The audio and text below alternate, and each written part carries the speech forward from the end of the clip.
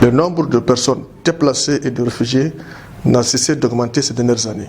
Au Niger, cette situation d'insécurité permanente due au conflit armé avait pourtant trouvé un début de résolution pacifique. Mais la chute de Mohamed Kadhafi en Libye a compliqué la donne pour la haute autorité à la conservation de la paix, en provoquant un afflux d'anciens combattants. Avec le temps, on s'était rendu compte que l'activité vraiment a des impacts négatifs parce que dans ce transport, il y a beaucoup de trafic, que ce soit d'armes, de la drogue et de beaucoup de choses. Et l'État était obligé de prendre une loi, la 2015-36, pour criminaliser cette activité.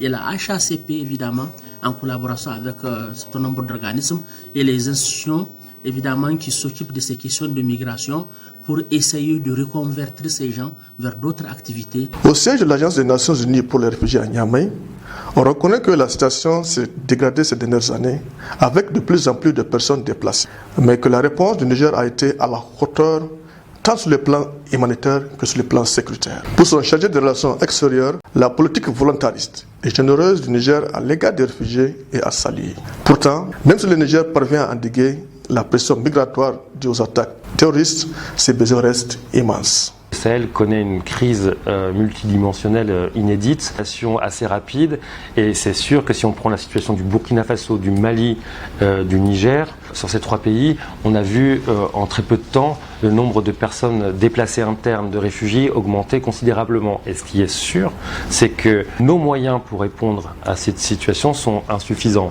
Je prends rien que pour le Niger. À ce jour, nous avons sur les 110 millions de dollars dont nous avons besoin pour être à la hauteur de la réponse, on en a seulement financé que 56% pour 2021. La gravité de la crise multidimensionnelle dans le Sahel ne suscite pas une attention à la hauteur de cette situation. Ça, c'est une évidence.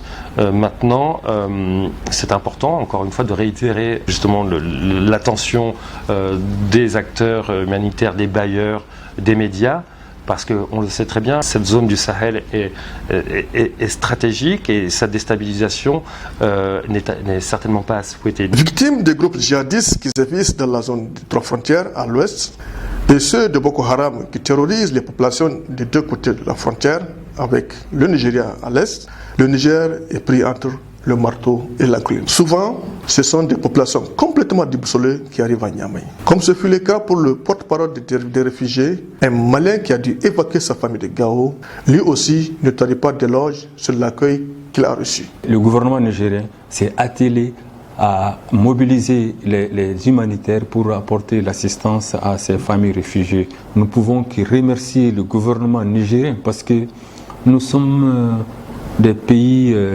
où la solidarité est très grande. Donc cette solidarité, on l'a vécue parce que nous sommes arrivés au niveau des frères nigériens qui nous ont accueillis à bras ouverts, tant au niveau des autorités administratives, politiques, et même les partenaires financiers. Cet afflux qui représente un poids énorme sur le budget de l'État et handicape toute velléité de développement durable n'est une bonne nouvelle ni pour les populations, ni pour les pays voisins, ni pour le reste. À la communauté internationale, maintenant, de réagir.